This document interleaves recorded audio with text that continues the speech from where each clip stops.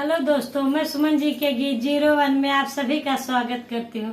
दोस्तों, अपने इस YouTube channel पे एक गाते समय गाया जाने वाला सोहर गीत लेके आई हूँ। अगर मेरा ये वीडियो आपको अच्छा लगे तो मेरे वीडियो को लाइक करें और चैनल को सब्सक्राइब करें और कमेंट में बताइए कि मेरा गाया जाने वाला सोहर गीत कैसे लगा। धन्यवाद।